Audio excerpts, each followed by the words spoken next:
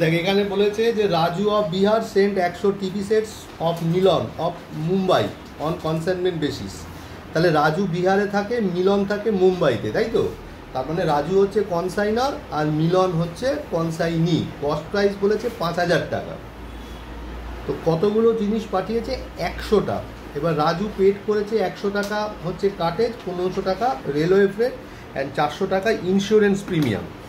তো তাহলে এগুলো সবই আমার নিতে হবে, তাই না? তাহলে ওয়ার্কিংস লিখি, ওয়ার্কিংস লিখে লিখি কোয়ান্টিটি আর হচ্ছে গিয়ে অ্যামাউন্ট রুপিস লিখলাম। গুডস সেন্ট কি হবে? 100 5,000 টাকা করে। তাহলে কি হলো? 100 5,000 ইন্টু 100 করলে কত হয়? 5 লাখ। অ্যাড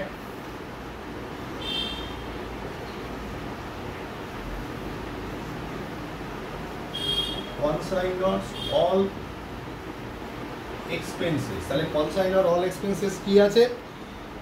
কাটেজ,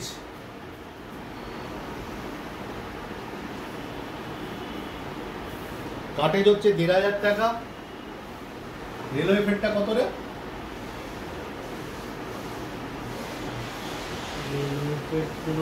রেলওয়ে ফ্রেট না, কাটেজ, ও কাটেজ হচ্ছে 100 টাকা। কাটেজ হচ্ছে 100 টাকা, রেলওয়ে ফ্রেট 1500। আর কিছু আছে? আর আছে গিয়ে ইন্স্যুরেন্স প্রিমিয়াম 400 টাকা। ইন্স্যুরেন্স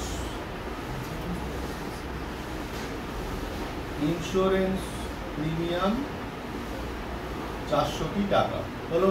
তাহলে 1500 আর 100 1600, 1600 আর 4 2000। তাহলে 2000 টাকা নিলাম। তাহলে কত হলো? 100 মালের দাম 5,02,000 টাকা। 5,02,000 টাকা। মিলন কি করেছে? যে এবারে তো রাজু একটা বিল ড্র করেছে 50,000 টাকা। যাই হোক, ওটা আমি পরে আসছি। মিলন পেড রুপিস 600 টাকা ফর লোডিং চার্জেস। তাহলে মিলন এটা হচ্ছে অ্যাড কনসাইনিজ, অ্যাড কনসাইনিজ নন রেকারিং এক্সপেন্সেস। কনসাইনিজ নন রেকারিং এক্সপেন্সেস কি আছে? 600 টাকা লোডিং চার্জেস। তাহলে লোডিং চার্জেস হচ্ছে 600 টাকা। তারপরে কি আছে? 100 টাকা ফর ক্লিয়ারিং, নাকি? 100 টাকা ফর ক্লিয়ারিং। তাহলে ক্লিয়ারিং হচ্ছে 100 টাকা। আর কি আছে? আর হচ্ছে 300 টাকা ক্যারেজ টু গোডাউন। 300 টাকা হচ্ছে ক্যারেজ টু গোডাউন। লক্ষ্য করে দেখ সবই কিন্তু গোডাউনে ঢোকবার আগের খরচা। তাহলে 500 ক্যারেজ টু গোডাউন হচ্ছে 200 টাকা, লিখলাম 200 টাকা। তারপর কি আছে? হ্যাঁ, ক্যারেজ টু গোডাউন 360 টাকা হচ্ছে, 360 টাকা ফর 200 টাকা ক্যারেজ টু গোডাউন, 360 টাকা ফর ইন্স্যুরেন্স অফ গোডাউন। আর আসবে না, কেন?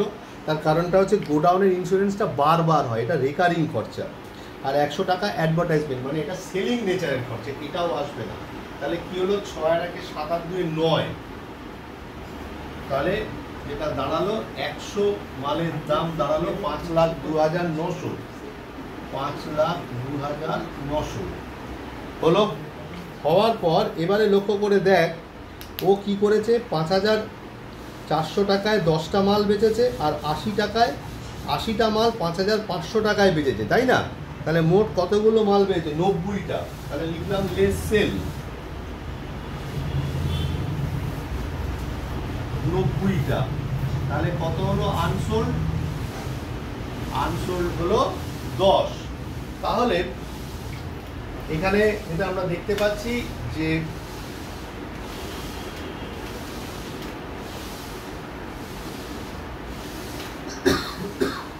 100টা মালের দাম 5,02,900, একটার দাম কত? 5,02,900 বাই 100, আর 10টার দাম কত? আমার এখানে জায়গা হচ্ছে না, তাহলে এখানেই করে দিলাম। Therefore value of unsold stock 5,02,900 divided by 100 into 10 করলে কি দাঁড়ালো? তাহলে দাঁড়ালো 100 ইন্টু 10 টাকা, 50,290 টাকা। 50,290 টাকা। এখানেও বলেছে প্রিপেয়ার নেসেসারি অ্যাকাউন্টস, তার মানে প্রিপেয়ার নেসেসারি অ্যাকাউন্টস মানে 4টে অ্যাকাউন্ট তোকে করতেই হবে। কি কি? একটা কনসাইনমেন্ট কোথায় করেছে? Bihar sent Raju of Mumbai sent 100 TV sets to Milan of Mumbai, মানে এখানে বম্বে লেখা রয়েছে, তাই লিখবো কনসাইনমেন্ট টু বম্বে অ্যাকাউন্ট, তারপরে হচ্ছে গিয়ে মিলন অ্যাকাউন্ট, তারপরে goods sent on consignment account, আর হচ্ছে কনসাইনমেন্ট স্টক অ্যাকাউন্ট। আর একটা কাজ আমি করছি, এটা বাড়িতে তোদেরকে হোম টাস্ক দিলাম। তো রাজু একটা বিল ড্র করেছে 50,000 টাকা, দেখেছিস তো? সেই বিলটাতে কি হয়েছে, ও বিলটা ব্যাংক থেকে ডিসকাউন্ট করিয়েছে 49,900 টাকায়, তার মানে 100 টাকা ডিসকাউন্ট চার্জ দিতে হয়েছে। কেমন? এটার জন্য কি এন্ট্রি হবে জানিস তো? এটার জন্য এন্ট্রি হবে ব্যাংক অ্যাকাউন্ট ডেবিট না, প্রথমে বিলটা ড্র করেছে। বিলটা ড্র করেছে কে? না রাজু। কাকে? মিলনকে।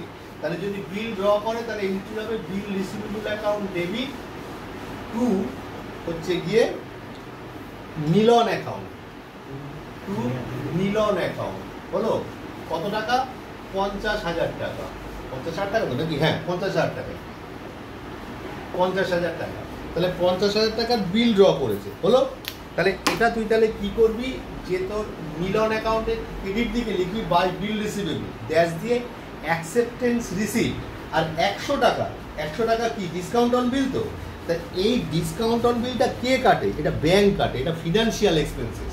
তাহলে এই 100 টাকা যেটা ডিসকাউন্ট অন বিল, কি বললাম? ডিসকাউন্ট অন বিল বলে কি করবি, এটা কনসাইনমেন্ট অ্যাকাউন্টে ডেবিট দিকে মানে কখনো কোনো বই নেয়, কোনো বই নেয় না, তুই না নিয়েই চল। কেন? এইটা হচ্ছে সম্পূর্ণরূপে ফিনান্সিয়াল এক্সপেন্সেস। অঙ্ক হয়ে যাওয়ার পর একটা তলায় নোট দেবো যে discount on bill is not included in consignment account because it is a expenses of financial nature, বলে ফুল স্টপ দিয়ে ছেড়ে দেবো। তাহলে এই অঙ্কটা বাড়িতে দিলাম, এর উত্তরটা দেওয়া রয়েছে। আপাতত আজকে এটুকুই।